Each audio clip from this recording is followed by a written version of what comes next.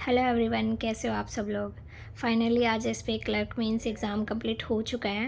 And पिछले काफ़ी दिनों से बहुत केओटिक माहौल था। ना तो आरआरबी पीओ प्री के एडमिट कार्ड आ रहे थे, ना आईबीपीएस क्लर्क प्री का रिज़ल्ट आ रहा था। एसपीआई क्लर्क मेंस की भी एग्ज़ाम डेट क्लियर नहीं थी कि 21 को होना है कि 16 को होना है। सो फाइनली आज एक तो कंप्लीट हुआ, बाकी आरआरबी पीओ भी कल और परसों में कंप्लीट हो ही जाएगा। सो ये जो मेरा वीडियो है ये रहने वाला है कि मेरा एसपीआई क्लर्क का एग्ज़ाम कैसा रहा, क्या मेरे अटैम्प्ट रहे, क्या एग्ज़ाम का लेवल था। तो सबसे पहले बात करते हैं जीए सेक्शन की। तो जीए का सेक्शन बहुत टफ़ तो नहीं लगा मुझे। ना कोई स्टेटमेंट बेस्ड क्वेश्चन थे, ना ही कोई लेंथी क्वेश्चन थे। वह लीनियर इजी क्वेश्चन थे सिंपल लैंग्वेज में। बट वही है कि थोड़ा बहुत अनएक्सपेक्टेड भी था। तो यहाँ पे जो मेरे अटैम्प्ट रहे वो रहे 30, जिसमें मेरे कुछ गेस वर्क भी थे। गेस वर्क ऐसे नहीं कि जैसे मुझे कुछ बिल्कुल नहीं आ रहा एंड मैंने तुक्का मार दिया। ये जो क्वेश्चन मुझे 50-50 लग रहा था कि हाँ ये हो सकता है, वो मैंने अटैम्प्ट किए थे। सो मैंने अटैम्प्ट किए थे 30, बट जब आके मैंने मैच किए हैं, क्वेश्चन मिलाए हैं, तो मेरे बन रहे हैं अभी मतलब 15 से 20 के बीच में बन रहे हैं। 15 से 20 के बीच में मेरे जीए के मार्क्स बन रहे हैं, पूरे नेगेटिव वगैरह सब हटा के। बाकी है इंग्लिश में। इंग्लिश काफ़ी टफ़ लेवल था, बट जो मेरा पेपर स्ट्रेटजी वो ये थी कि मैंने सबसे पहले मिसलेनियस क्वेश्चंस किए थे। जैसे छोटे क्वेश्चन हो गए, पहले वोकैब वाले हो गए, देन वर्ड स्वैपिंग वाले हो गए, फिर हो गए जो एक वो कैप दे के उसके अपोजिट में जो सेंटेंस दिए हुए थे उनको फाइंड करना था, करेक्ट कौन सा फाइंड है वो हो गया। फिर एक पैराजम्बल था, तो उसका जो मेरा सीक्वेंस ये रहा था, AD सॉरी ADEBCGF, ये मेरा रहा था। तो वो मुझे मतलब पढ़ एक स्टोरी बेस लगा था तो वो मैंने बना दिया था। बाकी एक उसमें एक सेंटेंस का पास्ट पूछा था तो वो भी बन गया था।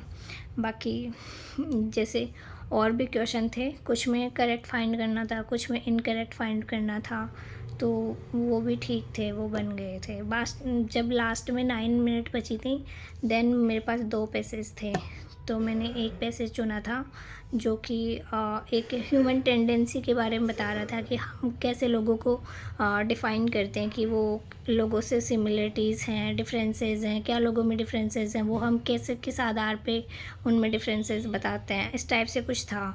तो सबसे पहले मैंने उसका एक क्वेश्चन पढ़ा, देन मैंने उसके ऑप्शंस पढ़ लिए।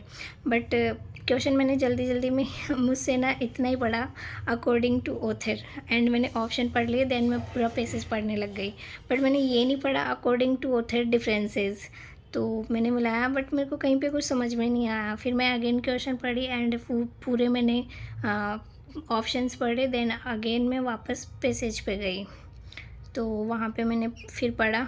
तो ऐसे करते मेरे पास सिर्फ 3 से 4 मिनट बची थी। तो फिर पूरा पैसेज तो मैं पढ़ भी नहीं सकती थी और पूरा क्वेश्चन तो मैं कर भी नहीं पाती। सो उसका मैंने चाहे मैं 2 ही क्वेश्चन करूँगी पर मैं एक्यूरेसी से करूँगी, तो ऐसे सोच के मैंने वो क्वेश्चन किया, अच्छे से पढ़ा, 2 बार पढ़ा फर्स्ट पैराग्राफ को, जिसमें वो वर्ड हाईलाइट थे डिफरेंसेस वाला।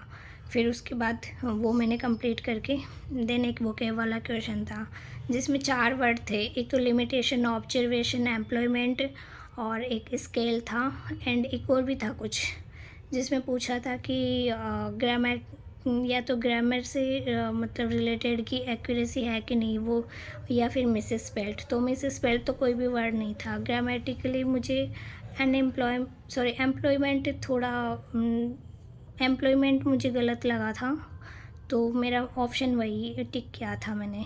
बाकी मुझे पता नहीं है कि वो सही है कि गलत है। तो ऐसे मेरे इंग्लिश के अटैम्प्ट 30 रहे हैं।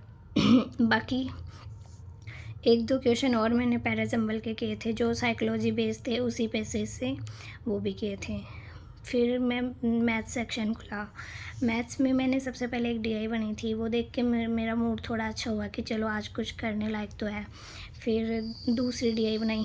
दूसरी डीआई में मैंने एवरेज नहीं पढ़ा, मैं डायरेक्ट उसके क्वेश्चंस बना रही थी, एंड मैंने क्वेश्चन बनाए तो मेरे ऑप्शन मैच नहीं हुए। देन अगेन मैंने देखा तो फिर एवरेज लिया, बट फिर मैंने डेटा को चेंज नहीं किया। मैं वही ऑप्शन जैसे आंसर में मैंने डेटा को डबल कर दिया, तो फिर वहाँ पे वो मेरा थोड़ा ज़्यादा टाइम कंज्यूम हुआ। उसके बाद मैंने क्वाड्रेटिक किया, नंबर सीरीज़ की और बोर्ड मास किए, तो मेरे वहाँ पे अटैम्प्ट हुए 23। उसके बाद खुला रीजनिंग सेक्शन। तो रीजनिंग में ऐसी कोई पज़ल नहीं थी जो आपसे बन नहीं सकती, पूरी पीओ प्री लेवल पज़ल थी।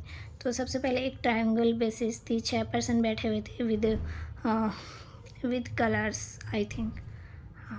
हाँ नहीं नहीं, वो कुछ मतलब 6 पर्सन बैठे हुए थे, ट्रायंगुलर थे। तो वो मैंने बना दी थी। फिर उसके बाद एक इनपुट था, वो भी मैंने बना दिया। देन 7 पर्सन थे जिनके पास कैंडीज़ वगैरह थी, वो बैठे हुए थे, वो भी बना दी थी। एक पजल थी अनसर्टेन, वो मुझे लगा कि इसको बाद में बनाते हैं, पहले एक बार छोटे क्वेश्चन देख लो। पता नहीं, क्योंकि यहाँ पे आपको हार्ड क्वेश्चन लेके बैठने टाइम ख़राब करने से मतलब नहीं था। हर क्वेश्चन की वही वैल्यू थी 1.2, आपको उतना ही मार्क्स मिलने वाला था। सो मैंने फिर मिसलेनियस की तरफ मूव किया। तो वहाँ पे सबसे पहले ब्लड रिलेशन मिला, मैंने बना दिया। एक इनइक्वलिटी का क्वेश्चन मिला था, वो भी बना दिया। कोसिलोज मिले, वो भी बना दिए थे। और एक पज़ल और थी जो डेजिग्नेशन बेस्ड थी, वो भी मैंने फिर बना दी थी। फिर लास्ट में मेरे पास 5 मिनट्स बचे, एक पज़ल थी और 4-5 वो थे क्रिटिकल रीजनिंग के क्वेश्चन थे, और एक वो पज़ल थी 1 नंबर वाली। 5 पर्सन बैठे हुए थे फ्लोर पे, तो मैंने पहले वो बनाई। तो फिर बाद में ये था कि पज़ल बनानी है या क्रिटिकल रीजनिंग करनी है।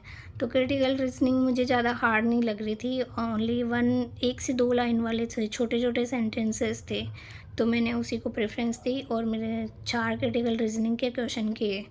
तो जो मेरे रीजनिंग के अटैम्प्ट हैं वो हैं 34 हैं ओवरऑल। तो इस प्रकार मेरा पूरा एग्ज़ाम रहा। अब अटैम्प्ट तो अच्छे हैं, बाकी कुछ कह नहीं सकते सेक्शन सिलेक्शन वगैरह का, तो वो जब फाइनल रिज़ल्ट आएगा तभी पता चलेगा। बाकी अभी कल आरआरबी पीओ प्री है, तो वो देना है, देन आईबीपीएस क्लर्क पे फोकस करना है। एंड इस पूरे पेपर में जो मुझे एक गलती लगी वो ये थी कि चलो गेस वर्क का तो कोई इशू नहीं है, बिकॉज सिंगल शिफ्ट थी, इतना हेड वो नहीं है कि चलो बहुत ही ज़्यादा फ़र्क पड़ने वाला है, सिंगल शिफ्ट में इतना फ़र्क नहीं पड़ेगा। बाकी इंग्लिश थोड़ा टफ़ था, तो उसके लिए मैं आईबीपीएस में यही सोच के चलूँगी कि ऐसा ही आएगा, तो मैं थोड़े सेक्शनल वगैरह ज़्यादा लगा लूँगी। बाकी उसके बाद है रीज़निंग ठीक था, थोड़ा क्वेश्चन चॉइस और भी अच्छी हो सकती थी। रीज़निंग में एक क्वेश्चन मेरी गलती मैं मानती हूँ कि मैंने ब्लड रिलेशन उठाया, जो कि काफ़ी लेंदी था। अगर मैं वो ना उठा के पज़ल उठाती तो बन जाती। बट ये हर पेपर के बाद होता है कि आपको लगता है कि आप ये नहीं करते, ये कर लेते, ये नहीं करते, ये कर लेते, ये सबको लगता है। तो अब इस चीज़ को ज़्यादा रियलाइज़ नहीं कर रही हूँ, बिकॉज़ अब जो हो गया वो मैं बदल भी नहीं सकती। सो अब नेक्स्ट मेरा आईपीएस क्लर्क मीन्स है, तो मैं उसी पे फोकस करूँगी एंड उसी के लिए पढ़ूँगी। बाकी उसका जब एग्ज़ाम होगा मैं ज़रूर बताऊँगी। आप लोगों के क्या अटेम्प्ट रहे, आपका क्या एक्सपीरियंस रहा एग्ज़ाम को लेकर, आप लोग भी ज़रूर शेयर करना। Okay, all the best RRB PO pre and IPS clerk means. Thank you.